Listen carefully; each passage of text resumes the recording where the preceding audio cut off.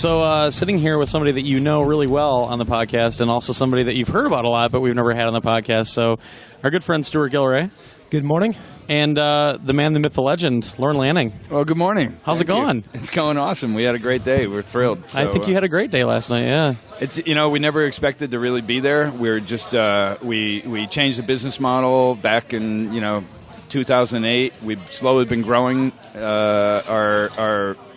our presence on digital and the library back up online with Jaw, and somehow miraculously Sony asked us to be a part of this, so we couldn't really be cool. more thrilled. And well, I said it before we were recording, but it at least seemed to us that what do they show? Six games out there, or 7 games? Nine. Like that? 8 games. 9 games. Okay. All these independent titles or self-published titles, and when they showed you guys, that was definitely the most applause we heard all those. I mean, that was it. Pure and simple. I had Shane, our account manager, running up to me going, "Oh my God, did you hear that?" And Shane never gets that excited. Right. He gets excited, but not that excited. So to have him come up and do that, I was just like, "Whoa!" Yeah, it was really cool. Yeah. Well, yeah, this will get out at some point, I guess. But Lorne wasn't really playing it. I was backstage because Lorne wasn't familiar with the controls enough. So I'm sitting there backstage playing away. Where all the bugs were. Yeah.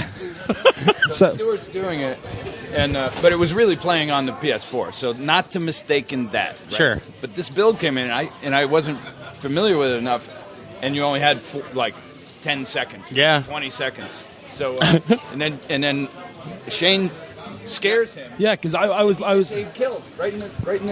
I was running along towards the meat drop puzzle. I was wondering and about the next that. thing, I hear this noise behind me, but it wasn't like a subtle noise, like someone running, and I heard, "Dude, did you hear that?" And I was like, "Fuck!"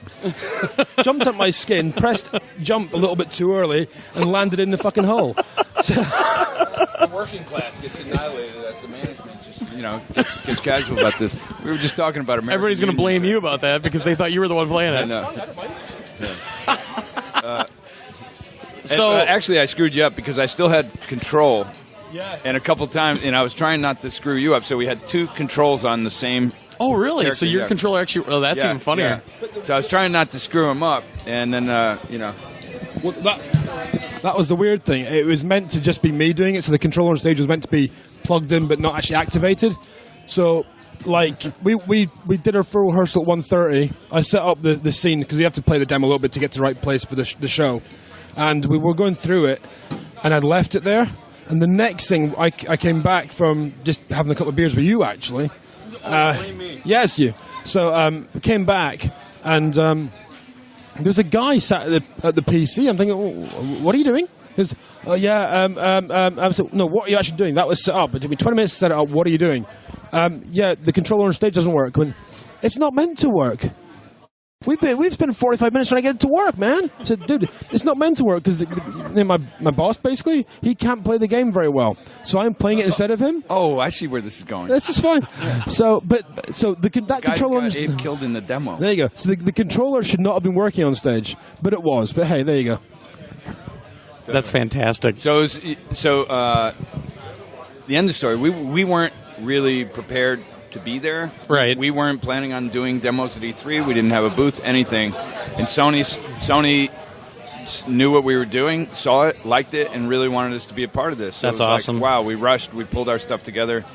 And, we weren't really planning on making an announcement like that here. And it just worked out perfectly. We had I don't know. It worked out perfectly. Yeah. And the rest of the guys up there, it was great, too, because we spent the last few days, it was Saturday and Sunday, being with the indie group right there. And it's really exciting because I have this feel with that group that these are people, they're so passionate about building games, they're paying for their own. Yeah. They're quitting jobs and starting their own companies. There hasn't been a sure path for this to really happen in the past. And it's something weird. It feels like GDC many years ago when, the SNES era was still happening, and there was still lots of experimentation happening on PC. So for the first time, I felt that vibe again. That's cool. And it's great seeing, look, you're looking at these titles. They're like, $100 million titles. They look incredible,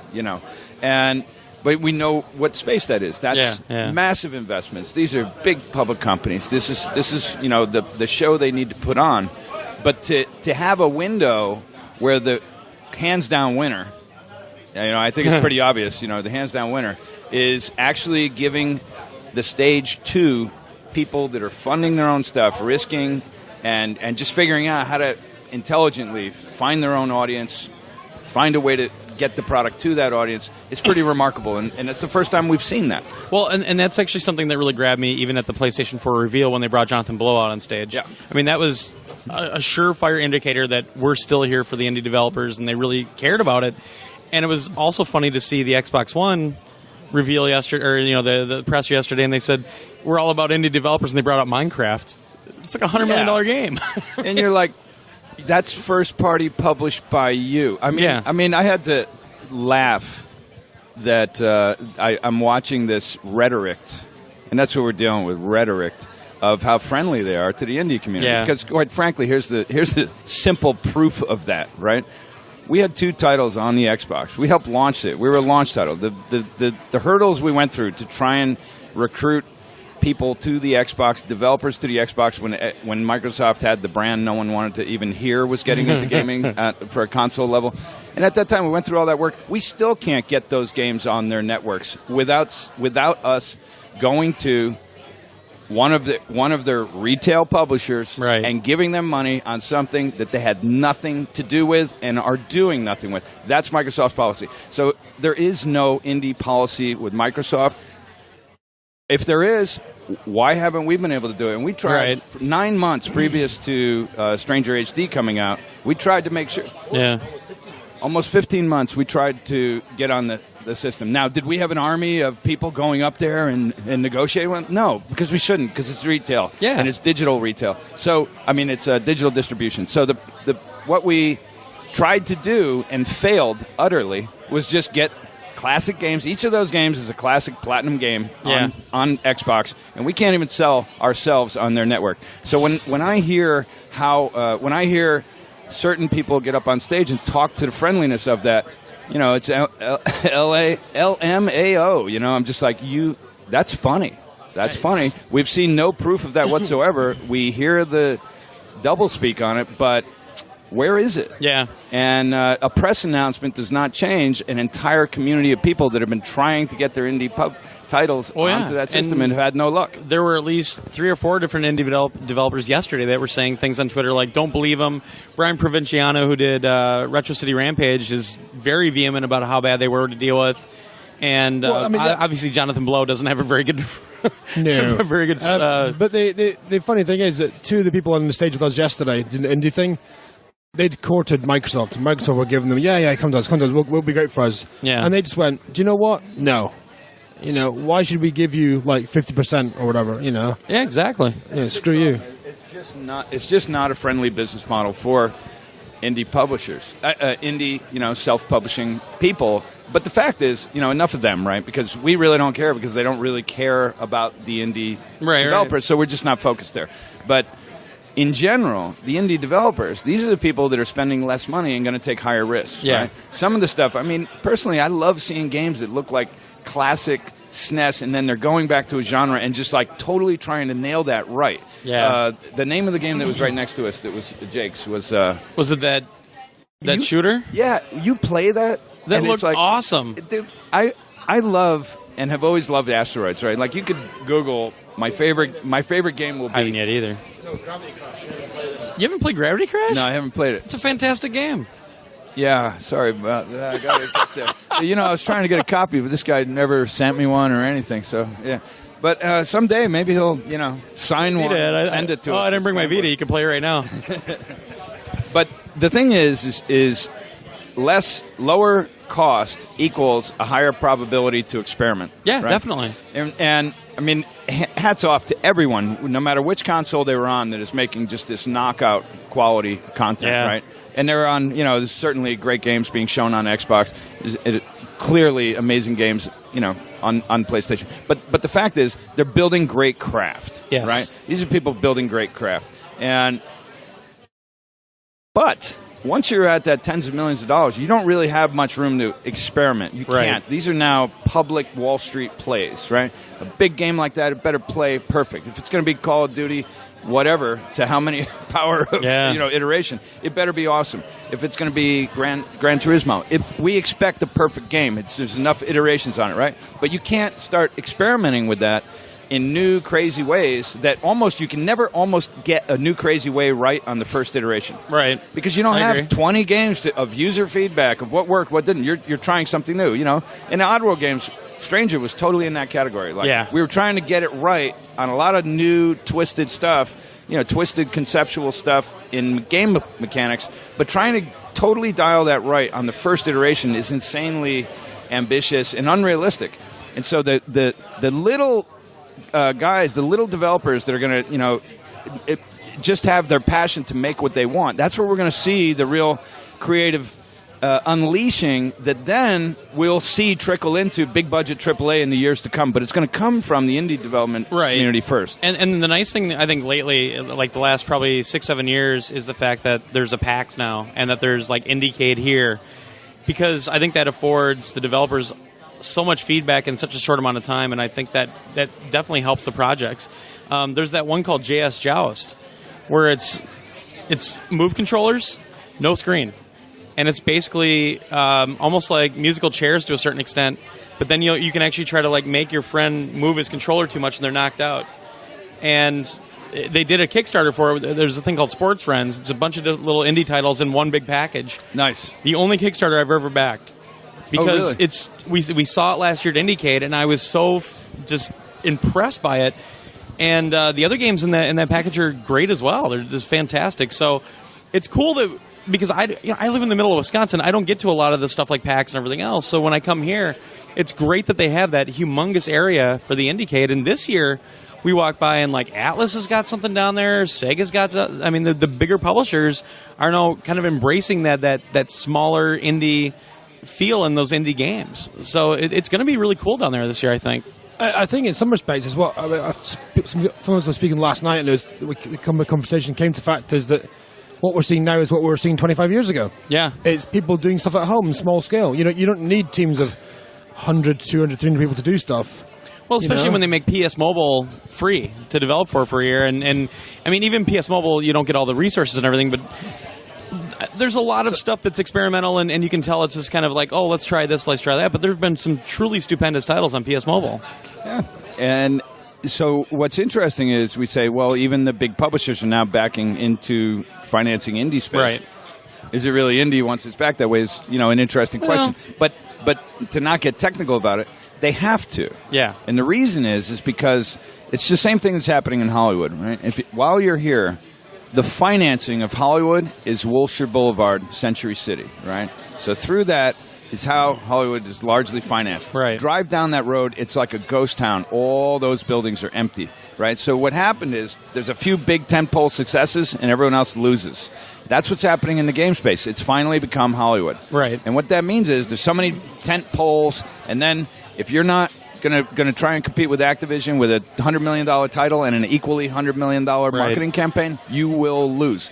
And so, out of survival, they have to start backing the smaller ones to find out what's going to be those new big IPs. And what will happen is, I think it's a positive thing, that some of the smaller little indie experiments that will hit will A, recognize teams, and they'll become new guys on the block that people are paying attention to. But B, those will be the beginnings of big new IPs down the road, and eventually they probably won't be indie.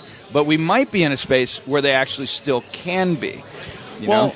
It's also, I think it's just a fantastic strategy by Sony when you think about it, because whenever you see a system launch, there's that glut of games at the beginning, and then there's a huge drought because all the other games are in development, and it just takes a while for them to get done.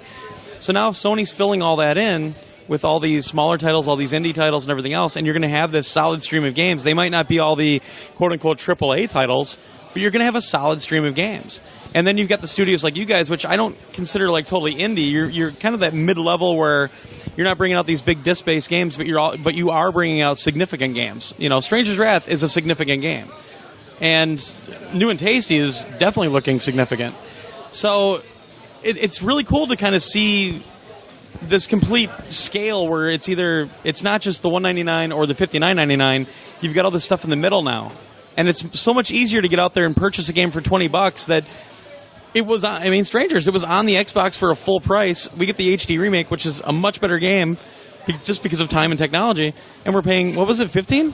Yeah, $15. Well, we don't have the cost of goods anymore, right? So we have the dev costs, but we don't have the shipping, the packaging, the sales force that's necessary. Yeah. You know, all the cost of goods from delivery of gold discs to get that in a gasoline-driven storefront.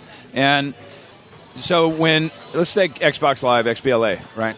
The people I knew, I didn't have it because I was already so annoyed I didn't buy the 360, but the people that had signed up for that, they were like, oh, get your games on there because there's not enough games on there. Yeah. Right? Now, that's what I was hearing from everyone who had an Xbox Live who wasn't a sports player or wasn't a just diehard shooter fan, but people that wanted more games. Families that had kids, they wanted to play more games with their kids. Right. They're like, there's not enough games for me to play with our kids, and I'm not going to play Halo with my kids, you know? Yeah.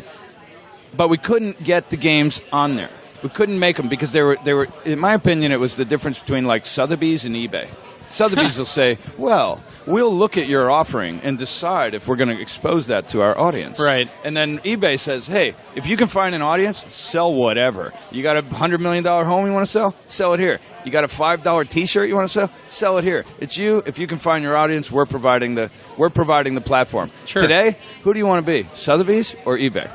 Right? Exactly. And that's like looking at Microsoft and what Sony's doing right now, even what Nintendo's doing right now, because Nintendo's getting very indie-friendly as well. You know? Finally.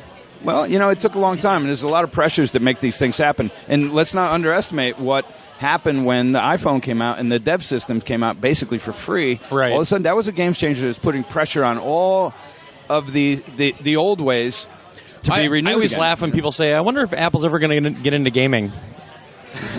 Really? Yeah. Because they're one of the biggest game platforms out there nowadays. Well, we're hearing, you know, they just we let this sneak out in the show, but Stranger, I heard about that. Is running on here. We could show you.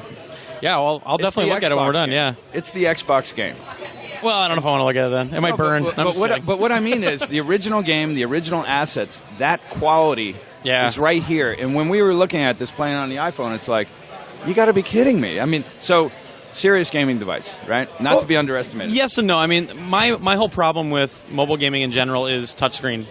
I don't like controlling with a touchscreen. I like having physical buttons because I just can't do it. Well, but you can. But you've got all these Bluetooth devices now. Yeah. You can do that, right? So the key is, I think, that your point's like well made, and it was our biggest concern, which is why we thought it wouldn't even work. Yeah.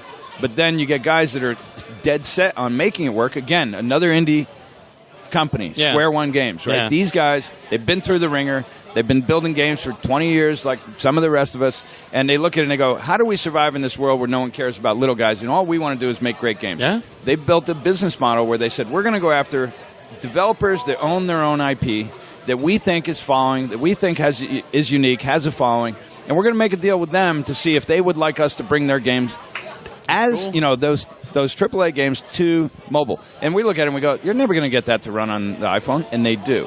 That's really cool. So again, it's like indie supporting indie, supporting indie, supporting indie. I'll give you an example of what's happening with New and Tasty. So we're polling, for the first time that we were able to get up on digital distribution. Steam was the first outlet in 2008. Right. And we were able to start selling games. And what that started to do was enable us to start building the coffer, the war chest, to finance more. And that's what we've been doing as frequently and as quickly as possible, but we haven't been taking major bets. This is the first time we're into self-financing seven-figure bets. Right. And that's like, we're not a big publisher. We're not a public company. This is our lives. Yeah, this is where we're putting our money. But really, the fan community enabled us to get there. But more importantly, since we started getting on Steam, since we started digitally distributing, we've actually gotten to know who our customer is, right? They have ways of accessing us. They have ways of contacting us. We have forum communities. Jaws managing it beautifully. And our podcast. And what that starts to do, and what that starts to do is it starts to allow us to start asking the audience, what do they want? Right. And so we're thinking this, and this, guys. Here's a little poll. If we were to make something new, look, we can't build a brand new game yet, right? We're not there yet, but you're helping us get there. What would you like to see? They're the ones who basically told us, we want to see Abe's Odyssey redone. We want to see the old nostalgic side play, side-scroller platforming play. And we're like, really? And they're going, no. And then they're explaining to us why. They're explaining to us that when they used to play platformer games, they weren't steering down a path in 3D. They were looking at a beautiful scene and just had a little... Like, they had all these reasons, and we went, wow. They are not the reasons that you would have got from a big publisher on what the audience is looking for, what's going to be a big hit. It was not. It was the reasons of why people who really liked our stuff, what they wanted to see more of. So we start saying, okay, we're going to rebuild Abe's Odyssey on 3D. And what you saw last night was running on Unity. Right. And so these guys get rolling on it. And then... then we went and asked what we should call the game. You know, we did a massive poll. That was awesome when you guys did that. Back in July, I think it was, we started it. And we had, well over 10,000 entries. Wow. But we had, maybe 1,500 or something like that suggestions. Some dumbass crazy things and some really good ones. But we went down the list and compiled a list of the top 50, repetitives and stuff. Right. And we sent to Lorne and Sherry, and we all at the same time went, new and tasty. Because it references the original game. It makes perfect sense. Yeah, the original game is, the audience came up with that name. We didn't think... Yeah. I didn't think of that. They asked me, what should we name it? And I said, let's ask the audience. The audience has been great. So they name it. Then we go, we're looking at the fan community now that we can see more, now that we have Facebook, now that we have following, we can see when people are posting stuff, Google alerts. It's a different universe than what we released in 97, right? Now we go, hey, look at this guy. There's another artist. His name slips me at the moment, but he made these beautiful Oddworld Art Nouveau class posters, Johnny Everson, of each. Did I pronounce it correct? Yeah, Everson. Yeah, so here's this artist, right? He's a fan. He makes these posters, Oddworld, like in classic Art Nouveau style. I think you showed me one of those, didn't you? Yeah. So we contact him. We go, hey, you want to take a shot at designing the new logo? So we're going, how do we empower the audience to help us and inspire back, right? Inspire back. So he that logo last night, he put that together. And that actually came up a few times after the show. They were like, hey, did you see that new logo? I swear to God. Yeah. A bunch of people actually noticed it. And then we're going, okay, what's going to be our digital box cover? What's going to be the art? There's another artist, Alex something. Kodstrad, I believe, Kodstrad. And I'm sorry to butcher his name. But he does this painting on canvas, and he posts it on Facebook, and I see it because he's a friend. And I go, oh, my God. It never would have occurred to me to make an image like that, but that's kind of perfect for this. So we contacted him and say, hey, we want to use your image. That's awesome. Oh, and by the way, Raymond Swanlin, who did all those original covers, he'll be the digital enhancer so that we can go larger, so we can do this, and it'll be image by you, painting by you, digital enhancements by the original guy, That's Raymond really cool. Swanlin. How much of a compliment is that to the artist who gave us a compliment by making it in the first place? That synergy is exciting, and this is, we're learning this from other companies that have done it well, right? Other little guys that have grown, and that synergy is it's like super conductive within the fan community, because if there was a chance that I could have made a painting of a new Star Wars title, and George Lucas might have looked at that. I'm not George Lucas, and he might have looked at that and said, hey, we'd like to use it.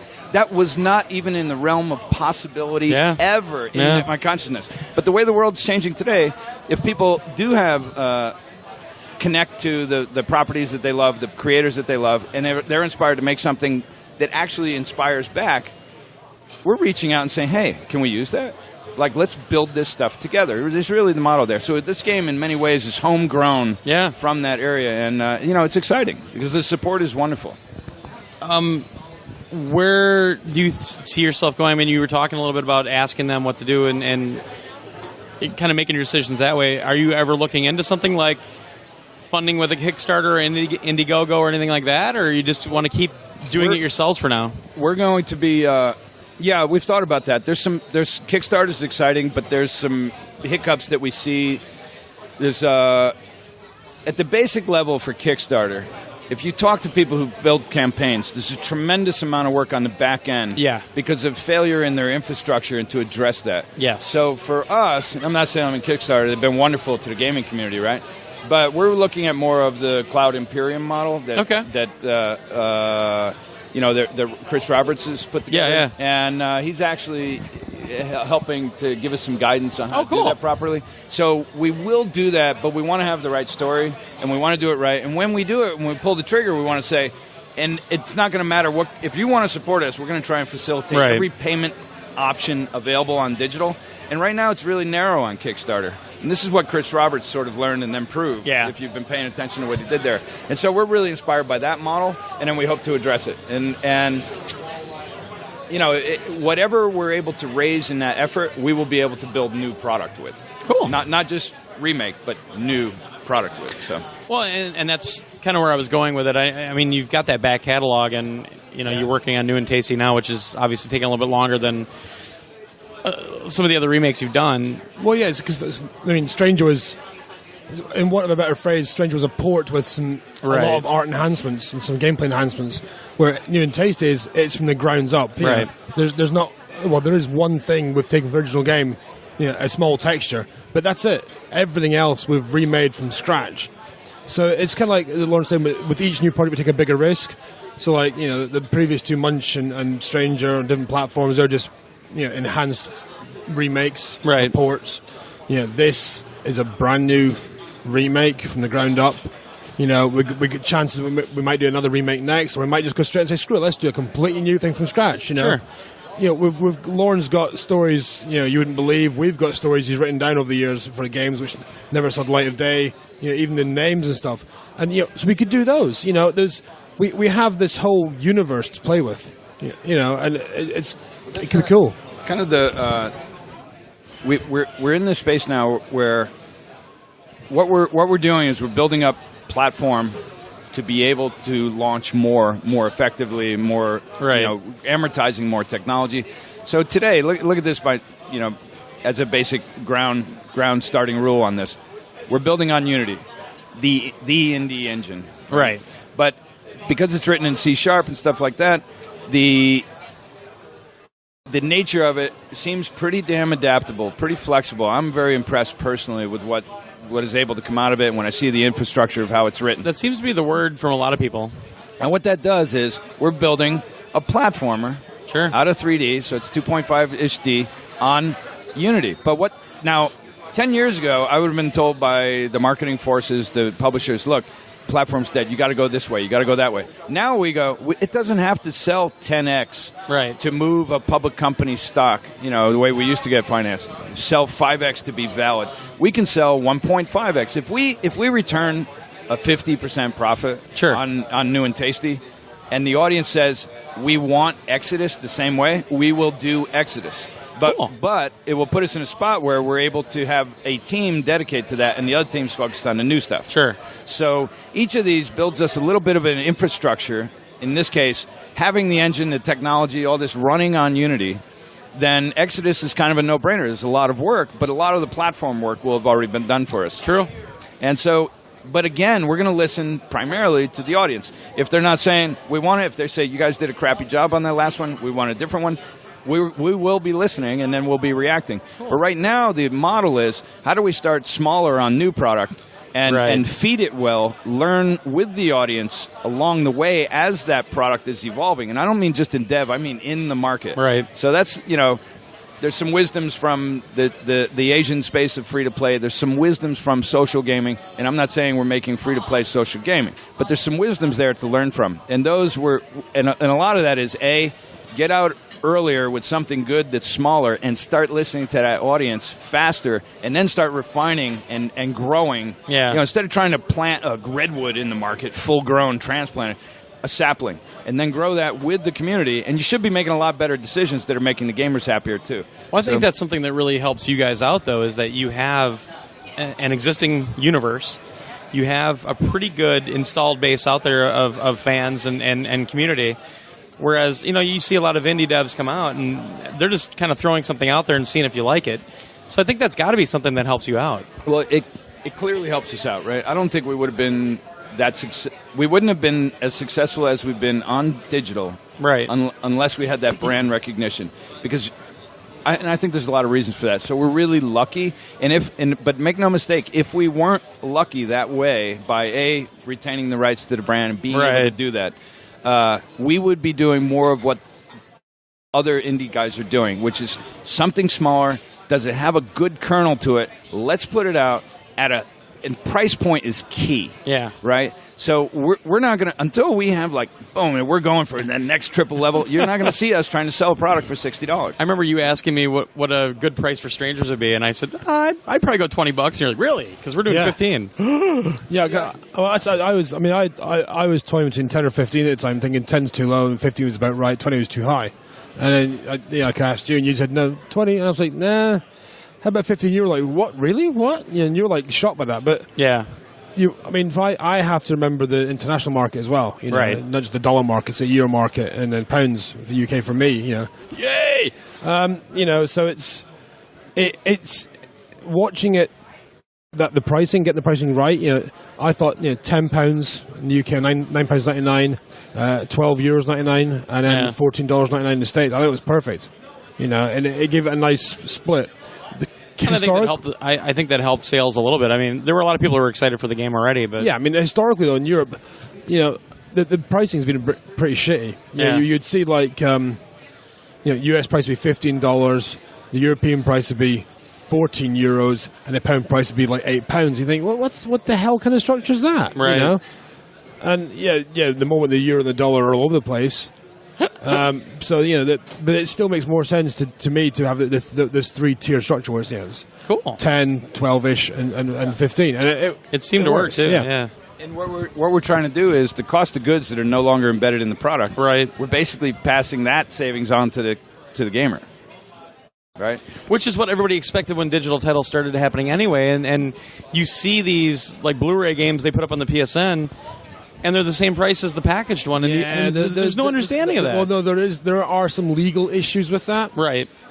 Which I think those legal issues are in the UK though. They're Europe wide. Yeah. And I don't know if they're in the States or not. I don't think so. But in Europe, it's like I said to you before. It's if you advertise something at a price, if you sell retail or digital, it has to be that price, right? Which is why we're now seeing in Europe a lot more collector's editions at retail and not standard editions. So even the basic bulk product will be collector's edition, will have a code inside it to download an extra skin. Okay. Just so they can get away from charging the same price digitally and retail. How ridiculous. Well, see, this is the game we just don't really want to play anymore. Yeah. Which is, wait a minute. So we have a product that has a 90% savings on cost of goods, but we're not going to pass any of that on to the gamer because of, protecting retailers. Yeah. Now, that's all great, but all that money of cost of goods at retail does not build better games, right? It's not going back to developers. So if we can build better games cheaper, there's a couple things that we're saying, of our own games, right?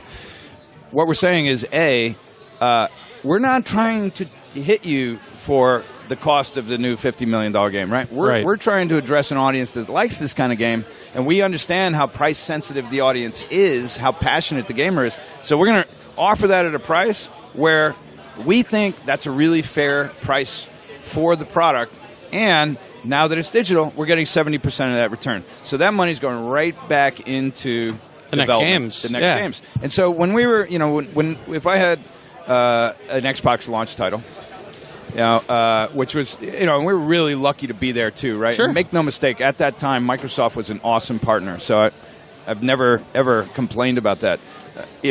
Even though I've never really complained much, right? That people say, but anyhow, but actually, they were, and I have to say that for that time.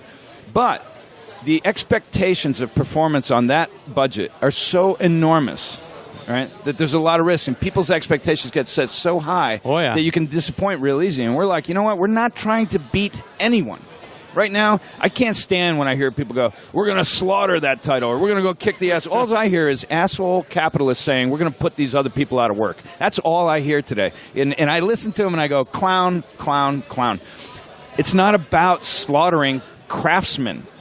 This is how I look at it. I look at, these are industries. Let's look at gaming. Yeah. It's one of the few businesses in America that is still manufacturing, right? And you got these people, you got these wonderful, age demographics of people wanting and passionately building product. Facilitate them. I don't want to put any developer out of business. I don't care if we have directly competing product. I want to help them, you know? And I think you really feel that in the indie community today. Like everyone knows that they're underdogs, so they want to jump up. It's like, over the past couple of days, we've spent, obviously, a lot of time with the guys we shared our stages last night. Right. Saturday. And, you know, I overheard a conversation. We were at lunch on Saturday with the guys from Sony and the indies, and they were saying things like, you know, we're having real problems with this. We're going to have to switch engine, we think, because we can't get any feedback from the other engine. I said, well, who is it? And he told me. I said, screw it, I'll make some phone calls. So I know those guys quite well. So, you know, I've dropped an email to them and introduced them to the CTO at this particular company. And hopefully that'll, even though they're indie, they'll still get a little bit of help. Might even be like a few answers to questions they're looking for. Sure. It might get them early access to something. It won't get them, you know, everything done for them, but it'll get them enough information, I think, so they don't have to crap themselves and switch platforms 6 months before they release. Yeah. You know? And it's, as I see it, you know, even the big guys kind of piss me off for this, but the indies and the mid-sized ones, we're in this together. We're here to be creative and make video games, okay, for our fans, right? Yeah, okay, so the big guys make it for their backers and their stockholders and shareholders and stuff, but, you know, they're still making games for fans. You know, Assassin's Creed wouldn't sell, for example, if people didn't like it. Yeah. You know, same with, even I hate to say it, Call of Duty. You know, but the point is that I see it as that if we can help each other out as a community, why is that a bad thing? You know, exactly. If we're giving away trade secrets, that's a different story. But if we're actually saying, you know, like, shit, we've got a technical problem here, whatever else, and fine. Like I've said to some of you people before, I think, in Yorkshire, we have a thing called the Game Republic, which is a small body which is self-funded by pretty much every developer in Yorkshire. And the idea is it creates a network of people and events, so we can either organise Apple coming up to meet the really low indies, or even Sony.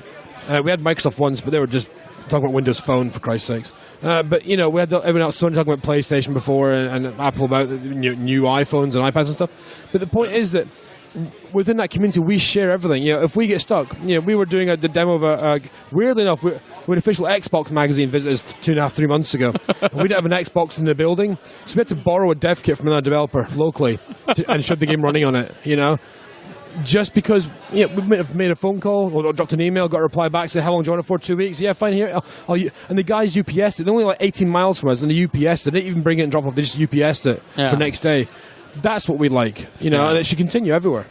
Yeah, it takes me back to when I got in the industry, right? And I was in film, and I got curious about the business. Sure. And I wanted to get into games, but there were certain people that just completely extended themselves in a gracious way. One of those people was Tommy Talricchio. Yeah. And he used to say, hey, you guys do this great computer graphics at Rhythm and Hues, you know, come down and check us out at Virgin.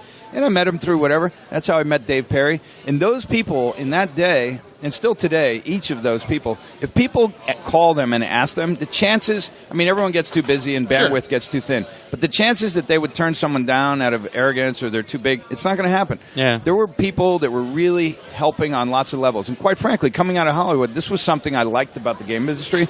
And then what happened is the game industry became Hollywood. And as that happened, fortunately, a lot of the culture of the talent, the craftsman, has not changed. It's very rare for you to hear any developers speaking bad about other developers. Right. It's very rare. And that's because there's actually quite a healthy culture of mutually admiring craftsmen. And out of that, the game industry is still better than most other industries. But once we're into, like, do or die, titles must have 10x return, or, you know, we can only finance 3 enormous brands next year, but we're going to market the hell out of them. I mean, in that culture, it creates more divisionism. But what's beautiful is this indie culture is everyone realizes we all have these handicaps. Yeah. And, if you can help stimulate people that are making little headways, a new mechanic of a little simple game, but a new mechanic might be what 10 years from now's entire trends are, you know. Well, I mean, you see that a lot. I think, I can't remember the game, but it was last year on Christmas time that I think it sold a couple million units and they considered it a failure. Yeah. From one of the big publishers. Yeah. That's just insane. You have to control those budgets at that point. These people are working their asses off, working like 80 hours a week to try to get this thing done by a certain deadline because marketing wants it out on a certain day. Yeah. And you're taking away that creative process, and it's just a factory at that point. Yeah, it's like certain title we all know is coming out later this year. They've been working almost crunch for 14 months. And it's ridiculous. Yeah. Absolutely insane. They'll get some rewards for it. Oh, I'm sure they will. But still, though, Here's part of and it is a super competitive space, right? Right. So this was part of what was bringing me down when we had the Oddworld operation was I had an idea, and Sherry McKenna had an idea of the type of culture and company we wanted to create. And it took us a while to get, close to really trying to create that ideal. And I think we did pretty good. But when we were making Stranger, it was so hard. The different events that happened in our existence that, the public, a lot of times they'll just never know what went on behind the scenes. But it was very difficult, and it was very hard just to stay alive the whole time, the entire time. I'll bet. And what happened with that at the end of the day was I'm looking around the studio, and I'm seeing young talent, and I'm looking at them, and I'm seeing artists. And today they're at Bungie. Today they're at wherever, building great stuff, and I'm really proud. But I'm looking at them back at Oddworld, and I'm going, we're having to tell these guys to go home because they're so dedicated to the project. But there's no way they can keep up this pace. And I found myself looking at an operation going, we are running this, and I don't even believe in the way it's running. And it was out of necessity, competing at that level, trying to do, look, when you were a third party, let's say, you'd be working with a big publisher, you're delivering, Stranger delivered at $15 million, okay? Now look at its Metacritic next to The Godfather that delivered at $50 million, right? But they're still wanting that $50 million performance out of the third party's hide at $15 million. So you're working 3 times harder to try and be innovative, try and do these things. And as a result, you're running an operation where everyone's burning out, and you go, something's really broken here, and that's when we shut down. We said, the industry is broken right now. Yeah. We're gonna try some other things. We did. Financial crisis hit, created a lot of difficulties for the film, so it went on the shelf. We tried some other things, experimented and failed, and learned tremendous amounts. But at the end of the day, we're coming back to now the tide's changing where we don't have to have an 80-people studio still doing the work of what 250 people are doing at another publisher, and we're going to be competing head-to-head at the front line at a $60 price point. It's killing people. And, look what happened in the development community. It devastated it, right? And then, unfriendly development systems didn't help that at all. Nope. And but, that tide is changing. And if you can find a little audience, like some of these guys are going to make, with their little indie games, I think they're going to make good money. Yes. But I'm sure that money is going back into the games because the reason they're indie is they must make games. Yep. No one's getting into it and say, hey, I think I can make a lot of money. I'm going to start an indie development. They've got a story to tell. You might think that, but you're probably going to get humbled, right? But they got a story to tell, and they want to build games, and now they're finding whatever way possible to do it. And if they find just enough of an audience, they can survive. And if they can survive, then they can grow. Yep. And that didn't exist before until the very beginning when it was PCs and garages. Yep. Or bulletin board systems and shareware or even Amigas and Atari STs back in the real day. Oh, nobody did anything with those. No, I did. Weirdos. Yeah. It's interesting time, and it is exciting. Yeah, I'll always keep playing AAA, but I'll always keep playing indie as well because you have to have a good mix. And what I hope we're doing shortly is I hope we're able to get up to where we're actually back at that front line, but with a different, more conducive model that is better for the development people in the trench. Is the old model, the old retail model is just burning people out. There's a reason why the IGDA statistics were that people were lasting 5 years in the industry and burning out. Right? Yeah. There's a reason for that. But it doesn't have to be that way. But in order for it not to be that way, more money has to go to the developer from those titles. Agreed. And when that happens, we can see some changes. And we're starting to see it. And I think seeing that Sony is supporting it, what we all got last night who were on that stage, what we got, and every one of us knows it, was priceless. It didn't have to happen. Sony would have won that show without that indie moment, right? But they did. And that's the forward thinking. And now watch how many more developers are signing up for indie development on PS4. It's going to be huge. Well, even think about it. And they did this last year, too. Everybody was asking, where's the Vita games? Where's the Vita games? Yeah. They chose to not really deal with the Vita games at that time and put them on the show floor instead, and they had over 40 titles last year.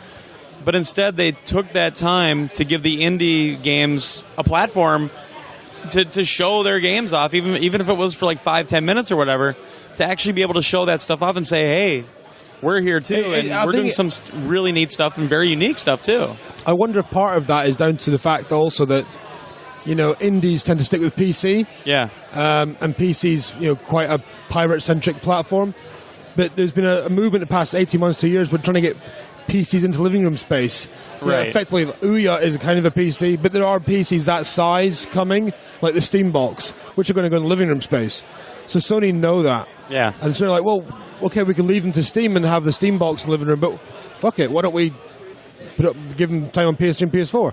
And they've done that, I question sometimes if titles like Journey are independent. I don't think they are really. Well, they had a 3-game deal with Sony, and Sony backed it. But that game company itself is now self-publishing their next title. They are now, yeah. But with the first three. But that was the cool thing about the Pub Fund, was that Sony actually gave them the opportunity to start making these games. They funded it. I mean, obviously, I don't think Sony owns the IP for Pub Fund games. I think they retain publishing rights or something. Pub Fund games, though, they don't own it. Right. But that game, that game company, I think their games are owned by Sony. They are, yeah, because that wasn't a Pub Fund thing. That was something different. That was a separate deal, yeah. This is and not to stroke Sony too much here, but who else would have backed that? Right, Journey. Look, I've had people. I haven't. I've seen elements. I haven't really played. People go, it's just such a wonderful, beautiful little experience. You should play it. It's only 3 hours. Oh, I know. It's all like we're indies now, right? Yeah. So time hasn't gotten any shorter. But of course, I want to play it. And Sony gave me a copy of it a while ago. I still haven't played it, but I've been supportive of it because I know what's going on. And what's going on is no one else would have touched that. No way. No one else would have supported that. No one else would have supported the Unfinished Swan. Right? No. Right? No one else would have supported Bloom. Right? These are Cloud. Like, that.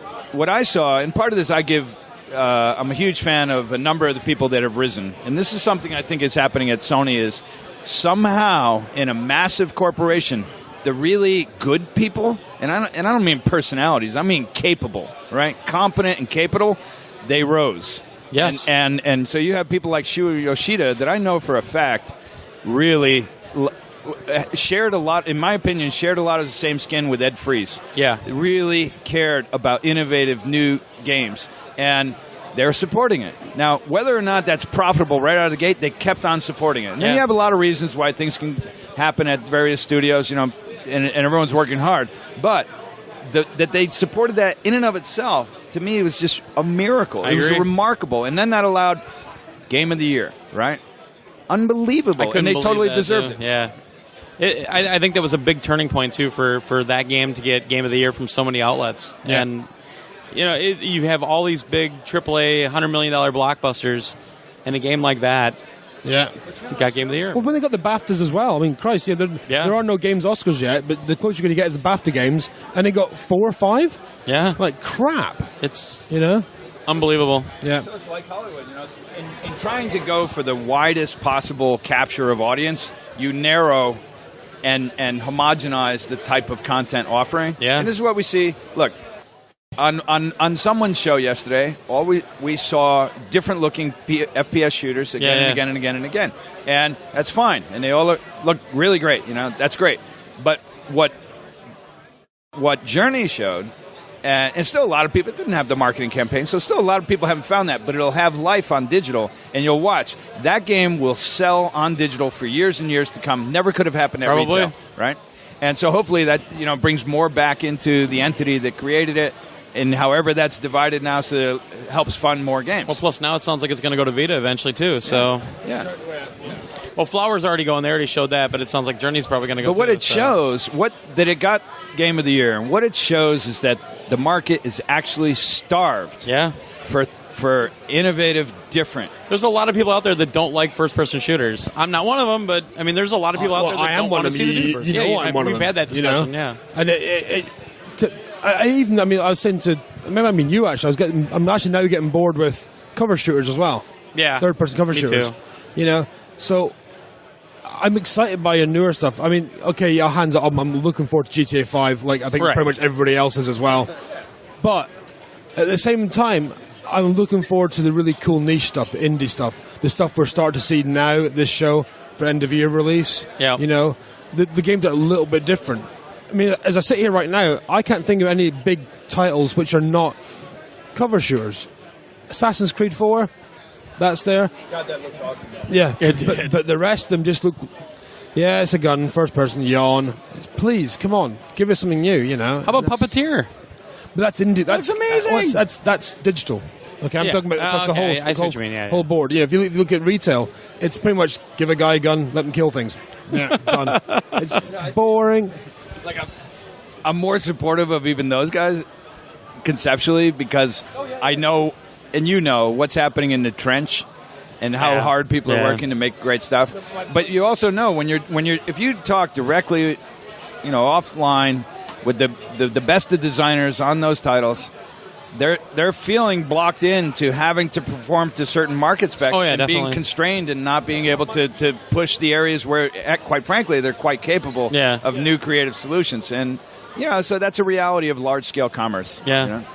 My point was that there's nothing but shooter games come to retail pretty much, apart from Assassin's Creed, and a couple other niche ones. Yeah. But you know, one thing I was excited about yesterday, the EA thing, was the reboot of Mirror's Edge. I mean, it's not a sequel; it's a reboot. I mean, holy crap!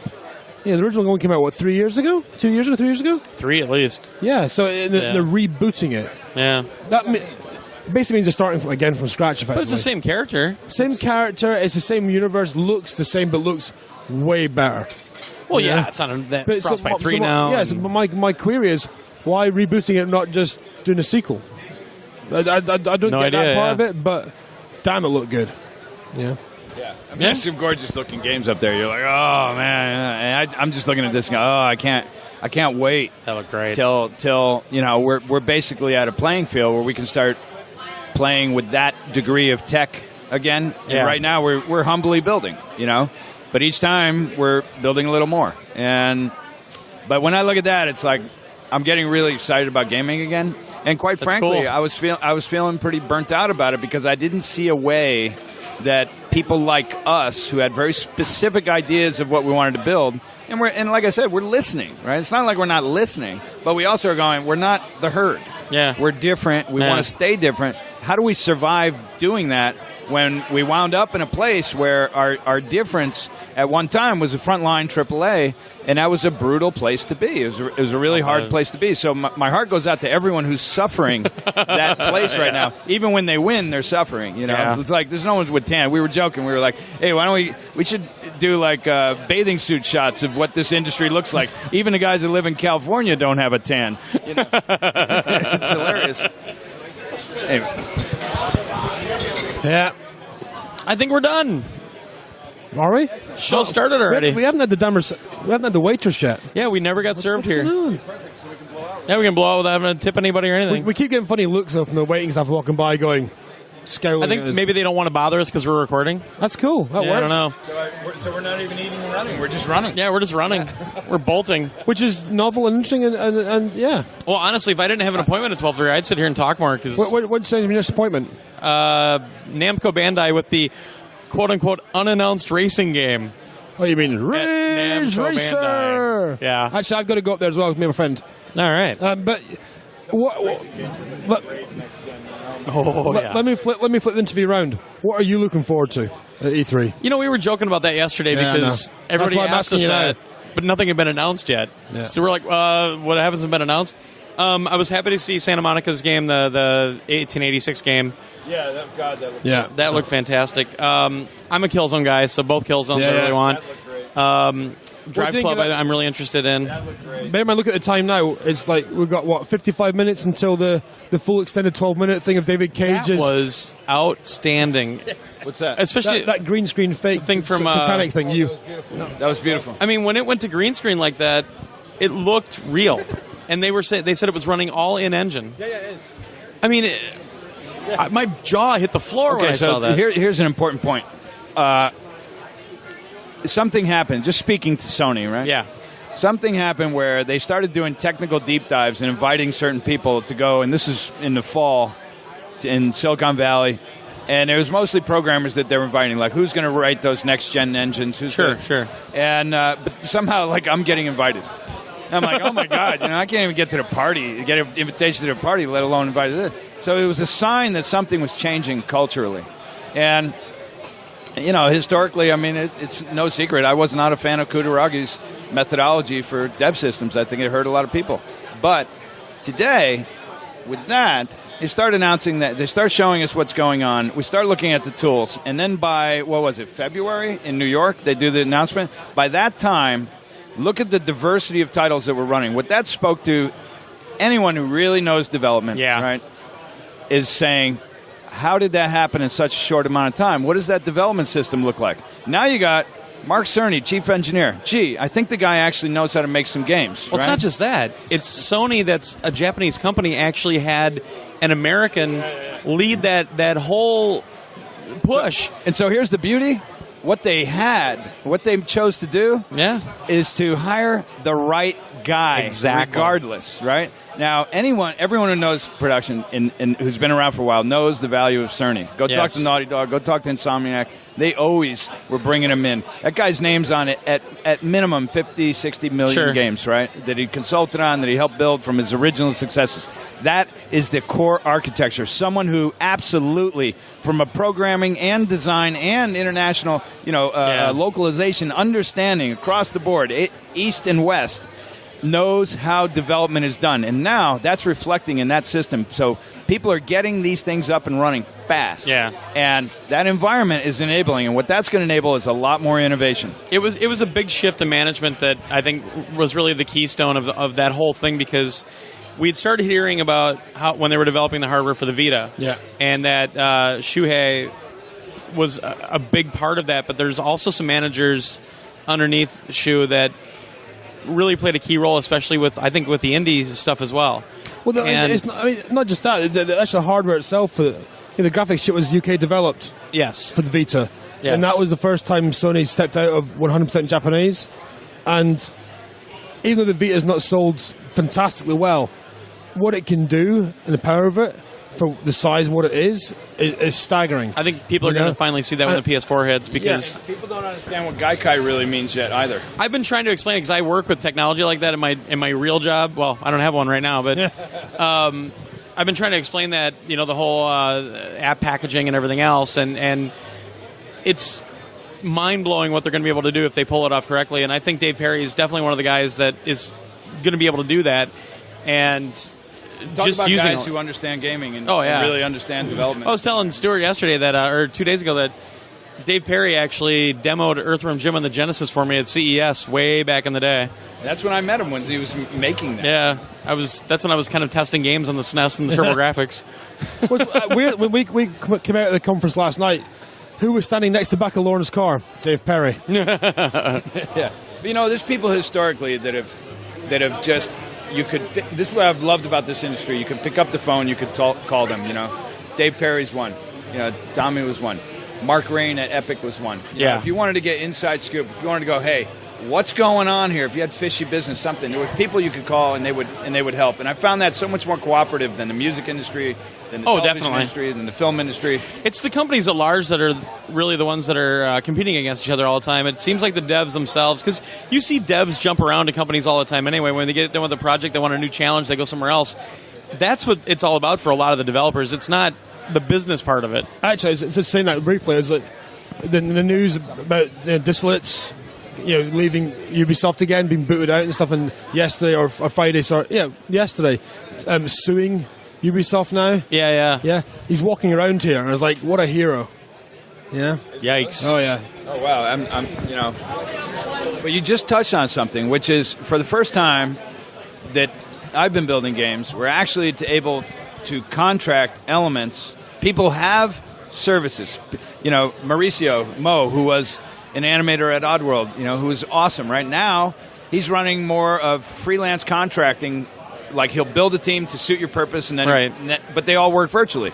So we're able to get great quality animation, but without having to, hire a full-time, get into all that stuff, right? And these guys are now starting to get businesses like the film industry is, meaning if you have an animation house, you have an effects house. Very few film production companies actually have production capability. Right. When they get the green light for the script, then they go make it, and there's lots of people that know how to do it. The game industry is beginning to get that way. Yep. And with that, it's like, wow, you can hire great talent for help their small businesses for smaller windows, and it gets easier on everyone. Everyone's happy. And so it allows you maybe not to scale your own company this big, but you can scale it enough, and then you can rely on these extra services, basically a AAA talent that, again, wants to control their own destiny, is passionate about what they do, and you go straight to them, and we're seeing, we're thrilled with the results. That's cool. All right, well, we do have to wrap it up because I have an appointment in 15 minutes. It's the same thing we always do, isn't it? It is. We talk too long. We say an hour, it ends up being 3. Stewart comes on the show, and we talk for 3 hours, but hopefully we'll have you on again. We'd love to have you on again. If you get to the Bay Area, give us a ring, too. Or you can... Oh, I will, yeah, definitely. But we'll get you on Skype sometime. We'll talk. Maybe when New and Tasty's ready to come out, we'll talk about it. Yeah. That'd be great. Get Lorne on the show. Awesome. Hey, thanks, Glenn. Thanks very much for taking the time to talk to me, and great to meet you finally. Likewise. And E3, we got to get over there. The show started 15 minutes ago, so it's going to be a madhouse. A madhouse! Yeehaw. Thanks, guys.